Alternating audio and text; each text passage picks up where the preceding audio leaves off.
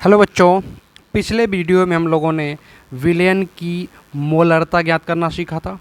आज के इस वीडियो में हम लोग विलयन की मोललता और नॉर्मलता निकालना सीखेंगे। क्या क्या सीखेंगे?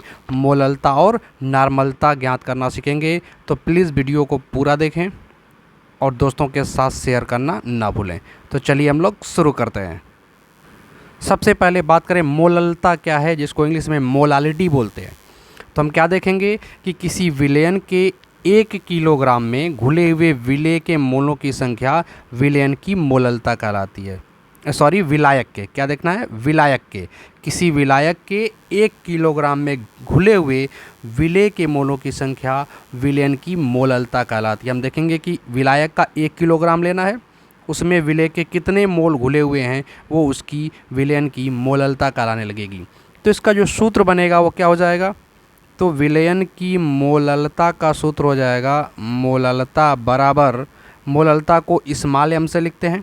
पीछे हमने मोलरता पढ़ा था, उसमें कैपिटल एम लिखा गया था, और ये मोललता है, इसमें स्मॉल एम लिखते हैं। तो मोललता स्मॉल एम बराबर क्या हो जाएगा? विलेय के मोलों की संख्या। विलेय क्या है? जो विलायक के अंदर घोला गया है। तो विलेय के मोलों की संख्या, विलेय के मोलों की संख्या, बहुत बढ़िया, विलेय के मोलों की संख्या हो गया। बटे में किससे भाग देंगे? यहाँ पर, वहाँ पर था विलयन का आयतन था, यहाँ पर विलायक का द्रव्यमान है। विलायक का द्रव्यमान है, क्योंकि हम ये देख रहे हैं कि विलायक के 1 किलोग्राम में विलेय के कितने मोल घुले हुए हैं। तो यहाँ पे किससे भाग देंगे? विलायक के द्रव्यमान से। और द्रव्यमान किस में लेना है? किलोग्राम में। विलायक का द्रव्यमान, विलायक का द्रव्यमान किस में? किलोग्राम में। किस में लेना है? किलोग्राम में लेना है। अगर ग्राम में दिया तो उसको किलोग्राम में बदल करके रख देंगे, आ जाएगा आंसर। तो मोललता क्या हो जाएगा? विलेय के मोलों की संख्या बटे विलायक का द्रव्यमान किलोग्राम में। ठीक है, तो इस सूत्र की सहायता से हम विलयन की मोललता ज्ञात कर सकते हैं। चलिए अब इस पर एक क्वेश्चन करके देखते हैं कि कैसे मोललता निकलेगी। तो क्वेश्चन है कि 103.65 ग्राम HCl विलयन में 3.65 ग्राम HCl विलेय है, यानी जो HCl घोला गया है वो कितना है? 3.65 ग्राम। 3.65 ग्राम HCl को घोला गया है, जल के अंदर घोल दिया, HCl का जली विलयन बन गया। अब विलयन बन के कितना हो गया?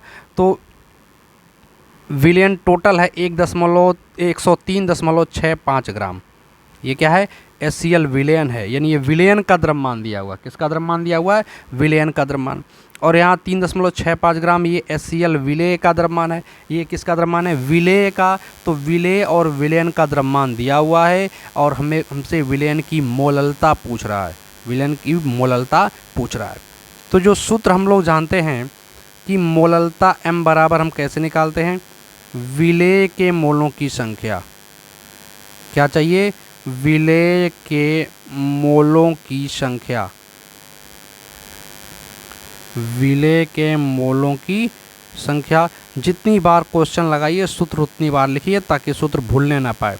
बार बार लिखेंगे याद हो जाएगा एकदम। तो विलेय की मोलों की संख्या बटे क्या लेना है? विलायक का द्रव्यमान। क्या लेना है? विलायक का द्रव्यमान। वो भी किस में लेना है? किलोग्राम में लेना है बच्चा, किलोग्राम में। किलोग्राम में किस में लेना है? किलोग्राम में। तो विलेय के मोलों की संख्या बटे विलायक का द्रव्यमान किलोग्राम में, ये हमारा सूत्र है। अब इसमें ये दोनों चीज़ें पता करनी पड़ेंगी, विलेय के मोल कितने हैं और विलायक का द्रव्यमान कितना है। तो यहाँ पर विलयन और विलेय का द्रव्यमान दिया हुआ है, विलयन और विलेय का द्रव्यमान दिया हुआ है, हमें चाहिए विलायक का द्रव्यमान। तो विलायक और विलेय को जोड़ते हैं तब विलयन बनता है। तो विलयन के द्रव्यमान में से विलेय का द्रव्यमान घटा देंगे तो विलायक का द्रव्यमान मिल जाएगा। तो अगर हम विलायक का द्रव्यमान निकालें, सबसे पहले क्या निकालेंगे? विलायक का द्रव्यमान ही निकाल लेते हैं। विलायक का द्रव्यमान, विलायक का द्रव्यमान। तो विलयन का द्रव्यमान कितना है? विलयन का द्रव्यमान है 103.65। इसमें विलेय का द्रव्यमान कितना है? 3.65। 3.65 को घटा देंगे तो विलायक का द्रव्यमान निकल जाएगा कितना आएगा, 100 आ जाएगा, 100 ग्राम आ जाएगा, 100 ग्राम आ जाएगा। कितना आ गया, 100 ग्राम। इसको किलोग्राम में बदलेंगे तो 1000 से भाग दे देंगे। 1 किलोग्राम में 1000 ग्राम होता है, तो ग्राम को किलोग्राम में बदलने के लिए 1000 से भाग देंगे। 100/1000 क्या हो जाएगा, 100/1000 अभी हो जाएगा किलोग्राम में। 1000 में 3 जीरो है, इसमें 2 जीरो है, 2 जीरो 2 जीरो काट देंगे तो 1/10 बचेगा। 2 जीरो कट जाएगा, 1/10 बच जाएगा। 1/10 यानी 0.1 क्या आ गया, 0.1 किलोग्राम। 1/10 का मतलब क्या हो गया, 0.1 किलोग्राम। 0.1 किलोग्राम ये विलायक का द्रव्यमान आ गया। विलेय का द्रव्यमान पता है 3.65 ग्राम। ठीक, अब हमें क्या चाहिए, विलेय के मोलों की संख्या चाहिए। चलो मोलों की संख्या अगर निकालना है, विलेय के मोलों की संख्या, तो मोलों की संख्या निकालना पहले ही पढ़ाया जा चुका है पिछले वीडियोज़ में। मोलों की संख्या कैसे निकालते हैं, ग्राम में भार बटे अणुभार या परमाणु भार। अगर परमाणु होगा तो परमाणु भार, अणु होगा तो अणु भार। तो यहाँ पे HCl है, अणु है तो अणु भार लेंगे। पहले ग्राम में भार, तो कितना ग्राम HCl है, 3.65 ग्राम। और बटे अणुभार, HCl का अणुभार निकाल लें। तो HCl का अणुभार कैसे निकालेंगे, HCl का अणुभार निकालना है तो हाइड्रोजन का अणुभार 1, हाइड्रोजन का परमाणु भार क्या होता है, 1 होता है। Cl का परमाणु भार कितना है, 35.5 होता है। तो दोनों को जोड़ के कितना हो गया, 36.5 हो गया। तो HCl का अणुभार कितना हो जाता है, 36.5 हो जाता है। कितना हो जाता है बच्चों, 36.5 हो जाता है, 36.5। अब इसमें भाग दे रहे हैं, 3.65 में 36.5 से भाग दे रहे हैं। 10 से गुणा करके चाहे तो नीचे वाले को पूर्णांक में बदल दें, तो ऊपर हो जाएगा 36.5 और नीचे हो जाएगा 365। कितना हो जाएगा, 365।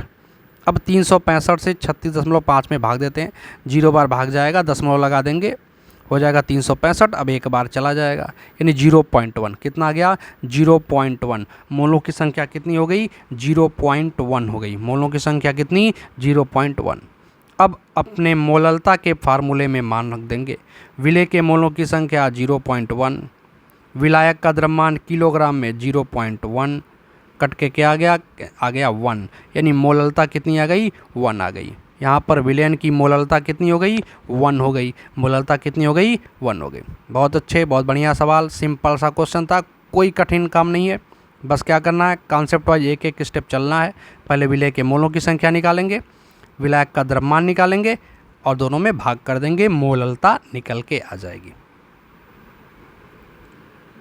अब अगला टॉपिक हम लोग समझते हैं नॉर्मलता, इंग्लिश में बोलते हैं नॉर्मलिटी। नॉर्मलिटी कैसे निकालेंगे, नॉर्मलता कैसे निकालेंगे। तो यहाँ पे हम ये देखते हैं कि विलयन के 1 लीटर में विलेय के कितने ग्राम तुल्यांक घुले हुए हैं, विलयन के कितने ग्राम तुल्यांक घुले हुए हैं, उसे हम कहते हैं विलयन की नॉर्मलता। यानी विलयन के 1 लीटर में घुले हुए विलेय के ग्राम तुल्यांकों की संख्या को विलयन की नॉर्मलता कहते हैं। विलयन के 1 लीटर में घुले हुए विलेय के ग्राम तुल्यांकों की संख्या को विलयन की नॉर्मलता कहते हैं। क्या कहते हैं, विलयन की नॉर्मलता कहते हैं। यानी हमें यहाँ पर यह निकालना होगा कि एकांक आयतन में विलयन के 1 लीटर में विलेय के कितने ग्राम तुल्यांकों की संख्या है। तो सूत्र क्या बन जाएगा, विलयन की नॉर्मलता को n से लिखेंगे, नॉर्मलता को किससे लिखेंगे, n से लिखेंगे, कैपिटल N से। तो नॉर्मलता n बराबर क्या हो जाएगा, विलेय के ग्राम तुल्यांकों की संख्या। किसकी संख्या, ग्राम तुल्यांकों की संख्या। विलेय के ग्राम तुल्यांकों की संख्या,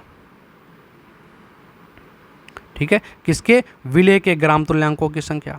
बटे में क्या रहेगा, विलयन का आयतन, क्योंकि 1 लीटर विलयन में निकालना है तो यहाँ पे लेना पड़ेगा विलयन का आयतन। विलयन का आयतन किसमें, लीटर में, विलयन का आयतन लीटर में।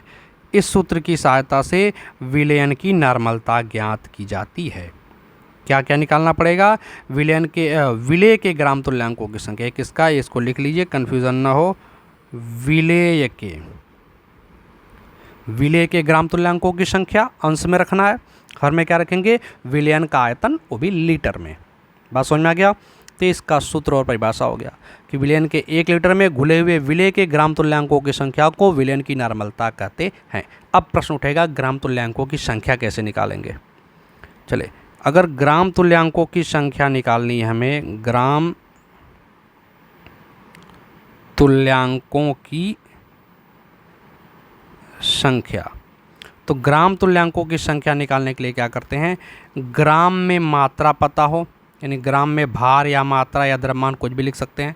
ग्राम में भार पता हो या ग्राम में मात्रा पता हो, उसमें क्या करेंगे, तुल्यांकी भार से भाग दे देंगे। अब देखें, तुल्यांकी भार, तुल्यांक भार या तुल्यांकी द्रव्यमान या तुल्यांक द्रव्यमान, चारों नाम से जानते हैं इसको, ठीक है। तुल्यांकी भार कहिए या तुल्यांकी द्रव्यमान कहिए। फिजिक्स में भार और द्रव्यमान अलग अलग चीज़ें हैं, लेकिन यहाँ रसायन विज्ञान में, केमिस्ट्री में भार और ग्राम में कोई ज़्यादा खास अंतर नहीं है, ठीक है। तो भार और द्रव्यमान लगभग एक ही हैं केमिस्ट्री के लिए सिर्फ। तो ग्राम में भार और तुल्यांकी भार क्या करेंगे, दोनों में भाग दे देंगे, या तुल्यांकी द्रव्यमान भी लिख सकते हैं, ग्राम में द्रव्यमान बटे तुल्यांकी द्रव्यमान।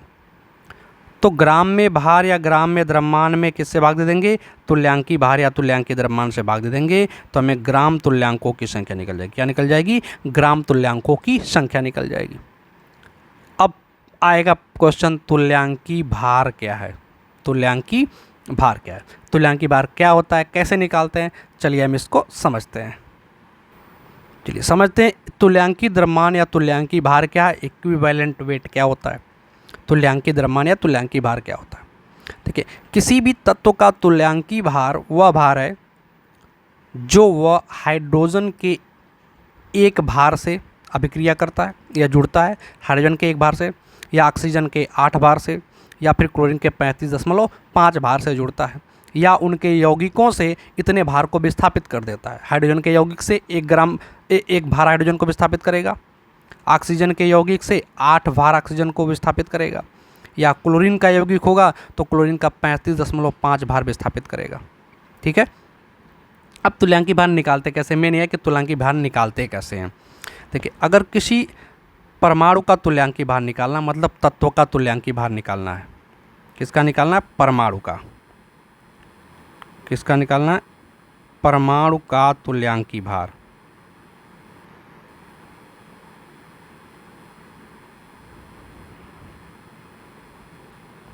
अगर किसी परमाणु का तुल्यांकी भार निकालना है तो उसके परमाणु भार में, उस तत्व के परमाणु भार में उसकी संयोजकता से भाग कर देंगे। किससे भाग करेंगे, संयोजकता से। तो उस तत्व या परमाणु का तुल्यांकी भार निकल जाएगा। क्या करना है, परमाणु भार में संयोजकता से भाग देना है। अगर किसी मूलक का तुल्यांकी भार निकालना, मूलक मतलब आयन, धन आयन या ऋण आयन कुछ भी हो सकता है। अगर किसी मूलक का तुल्यांकी भार निकालना है तो उस मूलक के अणुभार में, यहाँ पर अणुभार क्यों ले रहे हैं, क्योंकि वहाँ अणुओं के रूप में रहेगा, एक से अधिक परमाणु हो सकते हैं। तो अगर एक ही रहेगा तो अणुभार ले लेंगे, और एक से अधिक परमाणु रहेंगे तो अणुभार ले लेंगे, ठीक है। तो मूलक का तुल्यांकी भार निकालने के लिए अणुभार में उसकी संयोजकता से भाग दे देंगे। परमाणु भार या अणुभार जो भी रहे उसमें संयोजकता से भाग दे देते हैं, तो क्या निकल जाता है, तुल्यांकी भार निकल जाता है। चले, अब किसी अम्ल का तुल्यांकी भार निकालना समझें कि किसी अम्ल का तुल्यांकी भार कैसे निकालते हैं। तो उस अम्ल के अणुभार में अम्ल की क्षारकता से भाग दे देते हैं। किससे भाग देते हैं, क्षारकता से। क्षारकता से मतलब है कि उस अम्ल के एक अणु से कितने हाइड्रोजन आयन परमाणु विस्थापित हो सकते हैं, ठीक है, या कितने हाइड्रोजन आयन विस्थापित हो सकते हैं, या कितने हाइड्रोजन परमाणु विस्थापित हो सकते हैं। जैसे अगर H2SO4 की बात करें, H2SO4, तो इसमें 2 हाइड्रोजन परमाणु विस्थापित हो सकता है, तो इसकी क्षारकता 2 हो जाएगी। HCl की बात करें तो इसमें सिर्फ एक ही हाइड्रोजन परमाणु विस्थापित हो सकता है, तो इसकी क्षारकता 1 हो जाएगी, ठीक है। तो अम्ल का तुल्यांकी भार कैसे निकालते हैं, अणुभार बटे क्षारकता। इसी तरह से किसी क्षार का तुल्यांकी भार कैसे निकालते हैं, तो क्षार का अणुभार ले लेंगे, उसमें भाग कर देंगे क्षार की अम्लता से। किससे भाग कर देंगे, अम्लता से। अम्लता का मतलब क्या है कि उससे कितना OH आयन विस्थापित हो सकता है, कितना OH आयन विस्थापित हो सकता है। जैसे NaOH को देखें, अगर NaOH की अम्लता की बात करें तो यहाँ से 1 OH विस्थापित हो सकता है, तो अम्लता 1 हो जाएगी, ठीक है। CaOH होल ट्वाइस का देखें अगर, तो यहाँ से 2 विस्थापित हो सकता है, इसकी अम्लता 2 हो जाएगी। तो जितना OH माइनस आयन विस्थापित हो सकता है वही उसकी अम्लता है। तो इस तरह से हम विभिन्न यौगिकों के तुल्यांकी भार, परमाणुओं के, अणुओं के, अम्लों के, क्षारकों के तुल्यांकी भार ज्ञात कर सकते हैं। बात समझ में आ गया? चलिए, तो अब समझ में आ गया तो हम चलते हैं नॉर्मलता के क्वेश्चंस पर, जहां इन्हीं सभी फार्मूलों का उपयोग कर लिया जाएगा। चलिए, पहला क्वेश्चन हम लोग करते हैं कि 2 लीटर सल्फ्यूरिक अम्ल विलयन में 49 ग्राम सल्फ्यूरिक अम्ल घुला हुआ है, विलयन की नॉर्मलता ज्ञात कीजिए। अब विलयन की नॉर्मलता ज्ञात करने के लिए पूछा, जैसे ही नॉर्मलता दिखेगा हमें नॉर्मलता का सूत्र याद आना चाहिए। अब जैसे ही नॉर्मलता का सूत्र याद करेंगे उसमें देखेंगे कि हमें चाहिए विलेय के मोलों की संख्या, विलेय के मोलों की संख्या, एक विलेय के ग्राम तुल्यांकों की संख्या चाहिए। एक्चुअली क्या चाहिए? ग्राम तुल्यांकों की संख्या और विलयन का आयतन। ग्राम तुल्यांकों की संख्या और विलयन का आयतन। विलयन का आयतन यहाँ पे दे दिया, 2 लीटर सल्फ्यूरिक अम्ल का विलयन है, तो विलयन का आयतन गिवन है, दिया हुआ है। और 49 ग्राम सल्फ्यूरिक अम्ल घुला हुआ है, 49 ग्राम सल्फ्यूरिक अम्ल घुला हुआ है। ग्राम तुल्यांकों की संख्या नहीं दी है, ग्राम में मात्रा दी है। हम पहले ग्राम तुल्यांकों की संख्या निकालेंगे, तो उसके लिए पहले हमें सल्फ्यूरिक अम्ल का तुल्यांकी भार निकालना होगा। क्या निकालना होगा? तुल्यांकी भार। तो बारी बारी से काम करते हैं। H2SO4 का तुल्यांकी भार निकालते हैं। H2SO4 का तुल्यांक भार या तुल्यांकी भार कुछ भी लिख सकते हैं, एक ही चीज़ है।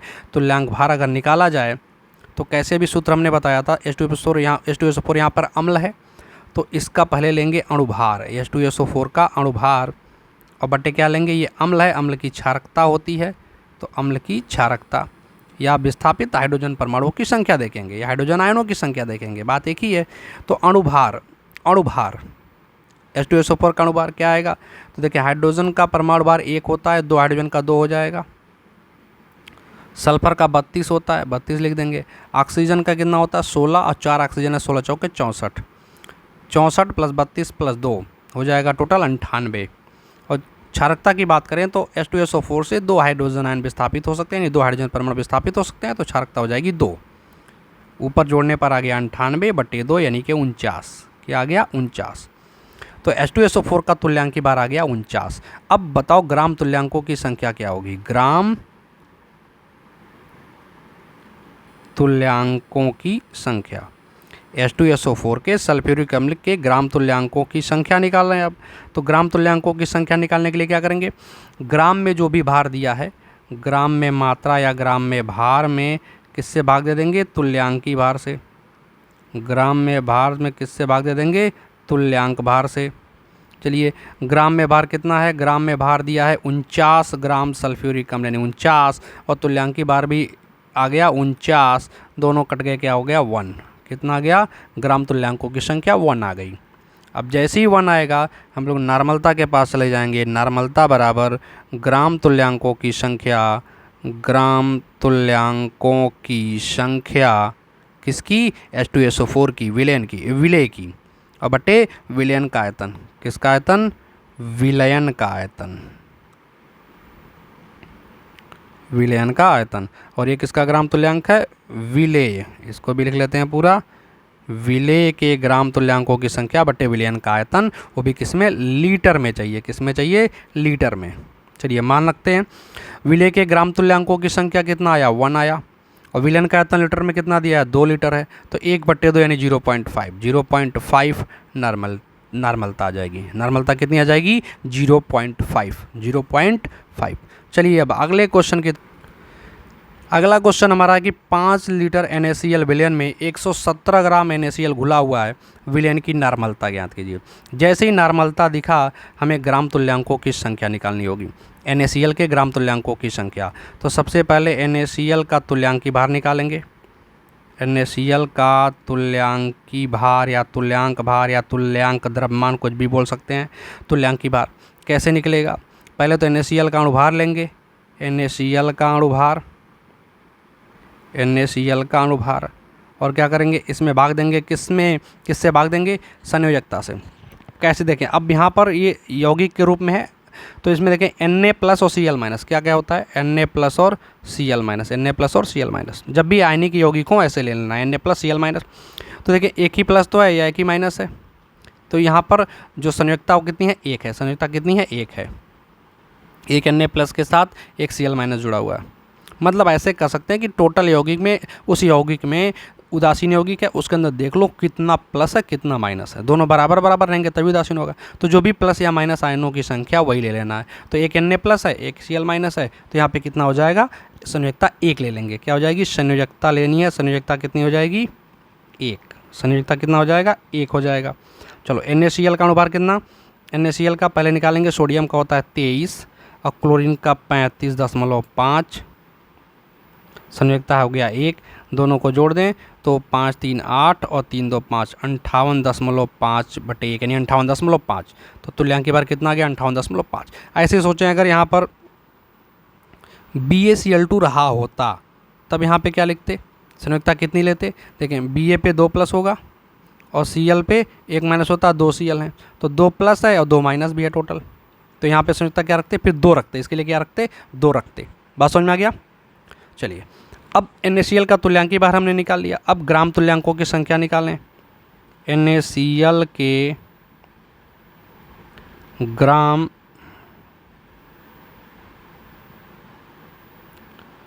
तुल्यांकों की संख्या, NaCl के ग्राम तुल्यांकों की संख्या निकालनी है तो ग्राम में मात्रा लेंगे बटे तुल्यांकी बार लेंगे। ग्राम में मात्रा कितना दिया, 117 ग्राम NaCl घुला हुआ है, 117 ग्राम, और तुल्यांकी बार कितना आया, 58.5 आया। अगर 58.5 से 117 में भाग करें तो ये 2 आएगा, ठीक है, 2 से गुणा करेंगे 58.5 में 117 आ जाएगा, मतलब 2 गुना है ये। तो ग्राम तुल्यांकों की संख्या 2 आ गया। अब नॉर्मलता हम लोग निकाल सकते हैं। नॉर्मलता में क्या पढ़ा हमने, विलेय के ग्राम तुल्यांकों की संख्या कितनी आ गई, 2 बट्टे विलयन का आयतन लीटर में कितना है, 5 लीटर, तो 2/5 भाग देंगे तो 0 बार ले जाएंगे, 20 हो जाएगा, 5 चौके 20, तो 0.4 नॉर्मलता कितनी आ गई, 0.4 आ गया, 0.4। नॉर्मलता कितनी है, 0.4। तो आई होप आपको नॉर्मलता और मोलरता निकालना आप आज सीख चुके हैं। इससे पहले हमने मोलरता निकाला सीखा, आज हमने नॉर्मलता और मोलरता सीख लिया। चलिए फिर मिलते हैं किसी नेक्स्ट वीडियो में किसी नए टॉपिक के साथ। तब तक के लिए वीडियो को देखते रहें, चैनल को सब्सक्राइब नहीं किया तो सब्सक्राइब कर दें और दोस्तों के साथ ज़रूर शेयर कर दें।